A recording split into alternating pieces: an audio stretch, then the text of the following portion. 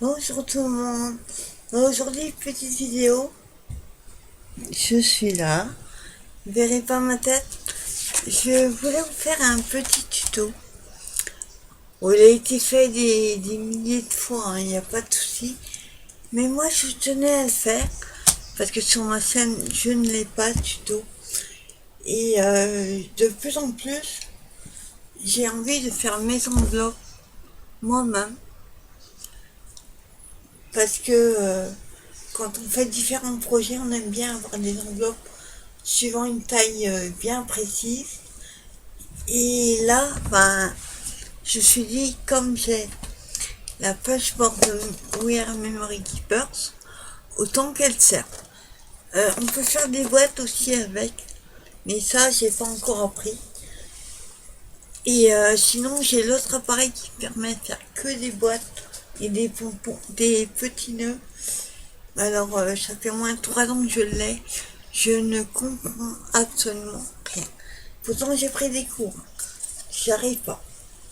Donc aujourd'hui, le sujet, c'est on va se faire des petites enveloppes avec cet appareil. Donc j'en ai fait une hors caméra pour vous montrer. Voilà un petit peu la taille. Elle n'est pas collée, hein, je viens de la faire. On peut faire des petites enveloppes comme ça. On peut les faire plus grandes, plus petites. Celle-ci... attendez. Celle-ci, c'est la plus petite. Donc, je vais vous montrer comment on fait. Alors, la planche est fournie. Donc, il y a la planche, elle est fournie avec le plioir. Par contre, un petit conseil quand vous allez faire le trait de pliure, surtout si vous avez un papier qui est fin, n'appuyez pas trop sur la pointe parce que je trouve qu'elle déchire un petit peu le papier suivant l'épaisseur que fait votre papier. Moi en fait je prends les feuilles, vous savez les 1 kg de papier là, donc j'ai pris un petit peu plus épais, les cartonnés pour ne pas que ça se déchire. Mais vous pouvez le faire avec des papiers plus fins. La pocheboard aussi était fournie avec la notice d'utilisation et derrière avec les centimètres et les inches, parce que sur la planche vous n'avez que les inches. C'est aussi fourni avec un autocollant qui est en centimètres que vous pouvez coller dessus, seulement j'ai jamais réussi à mettre la main dessus, donc heureusement que j'avais celle-ci. Alors que je vous explique, la première ligne, ça va être la taille de votre enveloppe. Donc la première ligne là, c'est la taille de votre enveloppe. La deuxième au milieu, c'est la taille de votre carte que vous pourrez insérer dans l'enveloppe. Et la troisième, ce sont les lignes de marquage, c'est-à-dire cette ligne-là. Vous avez aussi le petit trait là, petit butonneau qui dépasse, c'est le score guide qu'on appelle. C'est ce qui va vous permettre, quand vous allez mettre votre papier, de savoir où vous devez puncher. Puncher, c'est appuyer. Et derrière, vous avez pour faire les coins. C'est vraiment très très pratique. Donc sur cette feuille, vous voyez, vous avez des lignes en blanche et d'autres en noir. Nous, ce qui nous intéresse, c'est les centimètres. Si vous préférez les inches, vous prenez. Hein. Et moi, je comprends rien avec les inches. Donc, je prends en centimètres. Et les centimètres, c'est tout ce qui est en blanc. Donc, déjà, on va commencer par faire la plus petite. Donc, la plus petite qui fait 5,1 sur 9. Votre carte. Moi, je vais faire l'enveloppe. Donc l'enveloppe, c'est la deuxième ligne. celle du milieu, elle doit faire 12,7 sur 12,7. J'ai pris un morceau de papier, en l'occurrence l'autre morceau qui m'a permis de faire ma première enveloppe. Donc comme il nous reste, on va faire avec celle-ci. Donc on va mesurer 12,7. On va couper votre papier à 12,7. Faire que vous voyez quel reflet, je sais pas. Alors on mesure 12,7. Donc il faut que ce soit précis. Alors je regarde 12, 5, 7. Et on coupe. On garde la chute. On tourne le papier. Et on remesure 12,7. Voilà. Et on se retrouve avec un carré. Vu la taille du carré, vous dites, elle va pas être bien grande votre. Ça va donner ceci. Je vous ai dit, on fait la plus petite d'abord. Ensuite, vous prenez votre scorpal, patchwork, pardon, et vous mettez votre premier trait, enfin, où il y a les centimètres, j'ai oublié de vous montrer.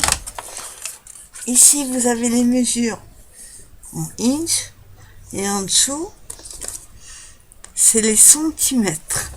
Bon, moi, j'ai la petite, hein. Elle va jusqu'à 13. Je crois qu'il y en existe des plus grands.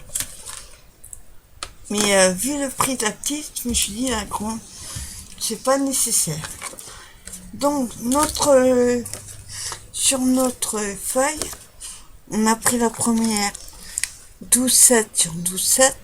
On nous dit de marquer à 5,1. Donc on va prendre notre feuille, on la met dedans, on prend le plioir, on regarde les centimètres à 5,1. J'ai bougé. Voilà. Vous punchez et vous faites votre trait. Vous suivez la rainure là qui est là. Vous prenez bien en bout et vous faites votre trait, ce qui vous donne un premier trait. Je vais le plier pour que vous voyez mieux. Hop, vous voyez le premier trait. Il y a deux façons de faire la suite. Soit vous tournez de là, pardon, donc ils auraient fait tous. Alors attendez. Hop, bah alors, j'aurais pas dû tourner.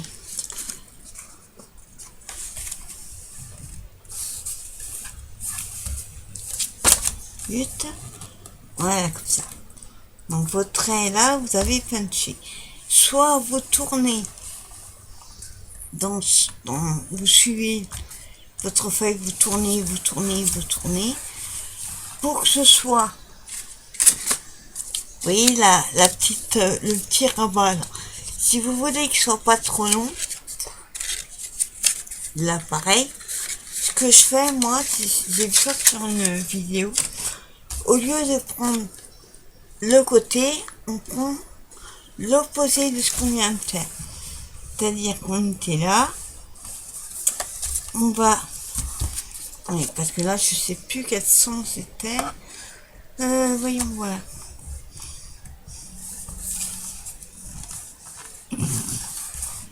Ah putain, je trouve plus le son.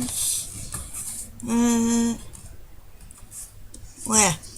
Donc si vous prenez la suite, dire le côté d'à côté, on peut aussi prendre l'opposé, on remet à 5,1, on punch et on fait le trait. Vous voyez, ça fait l'opposé.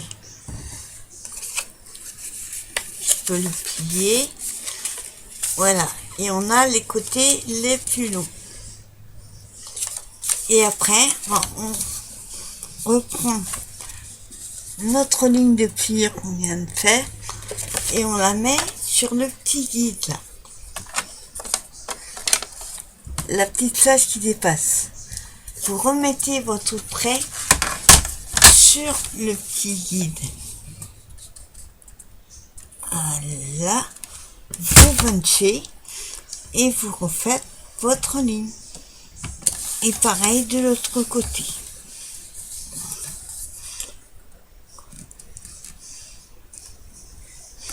On punch et on suit. Et voilà, vous avez vos 4 pliures.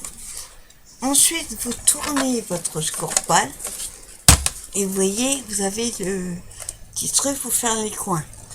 Vous mettez les plus grands dedans et voilà, vous faites vos angles. Sur les petits, c'est pas nécessaire. Si vous le faites, le problème, c'est que ce sera un peu trop court. Donc j'enlève juste, attendez, les petits bouts. Voilà. On a des petits bouts. Et voilà notre enveloppe, elle est déjà finie. Il vous reste plus qu'à plier les petits côtés d'abord. Après ça, c'est pas grave, hein, puisque ce sera caché. On plie donc avec le plioir pour aider à la pliure. On plie. On fait pareil pour le bas et le haut. Et voilà, vous avez votre enveloppe. Il vous restera plus qu'à coller. Donc on va coller. Alors moi je vais prendre ma colle de précision. Donc c'est de la colle toute simple. J'ai pris de la colle transparente de chez Action que j'ai mis dedans. Donc vous allez prendre, vous allez ouvrir votre enveloppe et les deux petits coins, vous allez coller en suivant la ligne comme ceci. Vous faites pareil de l'autre côté. Ça permet de mettre moins de colle et que ça bave moins. On ferme et on va coller. On attend un petit peu. Vous savez, la colle, que ça prenne bien, il faut un petit peu aider à l'adhérence. Donc, je colle. Et voilà, votre enveloppe est collée. On va la refaire avec un modèle un peu plus grand. Vous voyez la différence. Donc, toujours à l'aide de mon repère, je vais prendre par exemple 21 sur 21. Je prends au hasard. Pour cela, on va prendre la rose fine. On va prendre celle-ci, qui est un peu un vert pomme. Donc on va mesurer notre feuille. Donc 21 sur 21.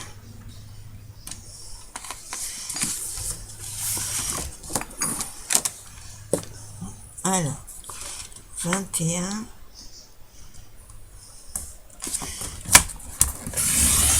Hop. On tourne de l'autre côté. Et pareil, 21. Bah, je suis bête. Elle fait 21 déjà. Donc ça fait un grand carré, vous voyez. Je vais mettre ceci de côté. Et sur notre feuille, donc on a, excusez-moi de me tromper, c'est les hints que j'ai regardé. Les hints, je connais pas. Donc c'est pas 21, c'est 20,3 sur 20,3. J'aurai toujours la même mesure automatiquement dans le sens comme ceci, comme dans le sens de la largeur. Vous devez avoir un carré. Donc on a dit 20,3. Alors, 1,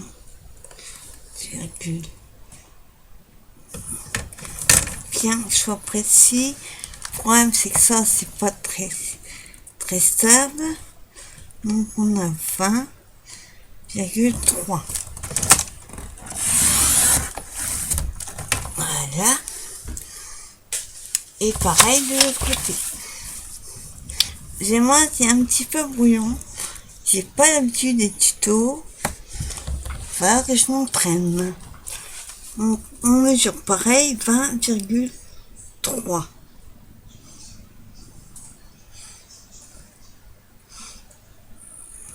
Hop.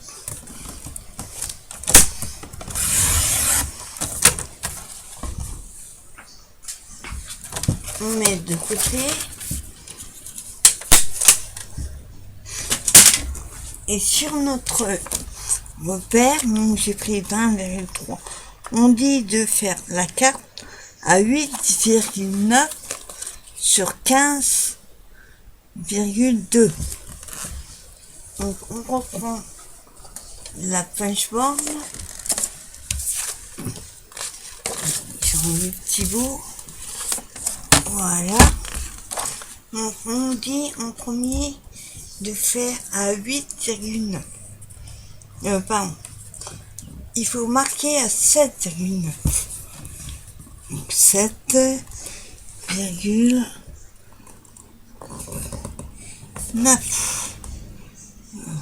Hop. On punch. Et on marque le petit. Bien sûr, plus votre feuille va être grande, plus ça va être compliqué de voir la marque. Surtout si vous avez la petite. Donc on va faire le système pour vous montrer les deux façons. Celle-là, c'est ce qui est la plus courante. Quand vous avez mesuré une fois, vous mettez votre graduation sur le trait que vous avez fait précisément, punchez et vous refaites votre ligne. Et à chaque fois, vous faites tout le tour comme ça.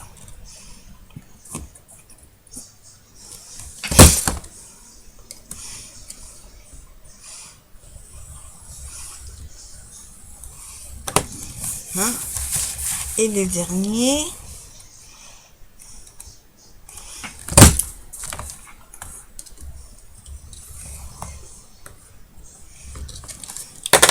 et voilà, vous avez vos 4 traits de plié. Avant d'enlever, on va puncher, arrondir les coins des plus grands côtés. N'oubliez pas, les grands côtés, ce sont eux qu'on va arrondir les angles. Et je fais pareil pour le rond. Après, si vous vous trompez, vous avez fait les grands, les petits au lieu des grands, c'est pas gênant. Ça ne choquera pas. Et après, on n'a plus qu'à plier.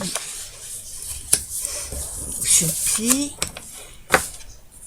et je marque que ça reste bien en place. Hop. Bien sûr, plus vous allez faire votre enveloppe grand, plus l'écart sera grand. Hop. Voilà. Et je marque l'autre côté.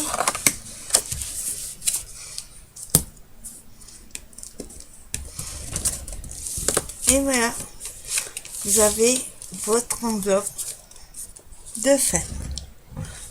On va faire comme tout à l'heure, on va coller.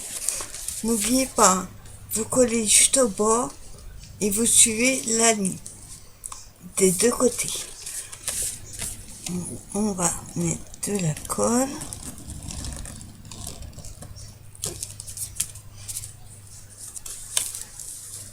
Je remonte un petit peu, voilà. Et je fais pareil de l'autre côté. J'ai à peu près un 300 mm max du bord. Je replie le rabat, j'ai à coller. Moi je fais un petit peu avec le plioir. Et voilà, vous avez votre enveloppe de fête. Après, vous pouvez l'adapter, vous la voulez plus large. Après, j'ai pas essayé. Moi, ce que j'aurais préféré, c'est avoir plus large et moins long. J'ai pas essayé toutes. Pardon. Je les ai pas toutes faites, hein. Vous voyez, il y a quand même... J'ai essayé la plus grande.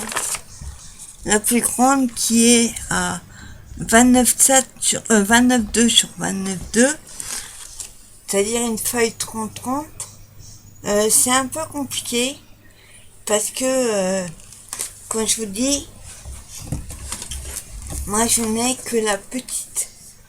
Et c'est compliqué. On peut le faire. Mais c'est compliqué. Donc voilà, vous avez différentes enveloppes. Vous voyez, on peut très bien faire la taille que vous voulez. Donc j'espère que ce petit tuto vous aura plu. Si vous avez besoin de renseignements, posez-moi votre question sous la vidéo et j'y répondrai avec plaisir. Je vous dis à très bientôt pour une prochaine vidéo. Bye bye.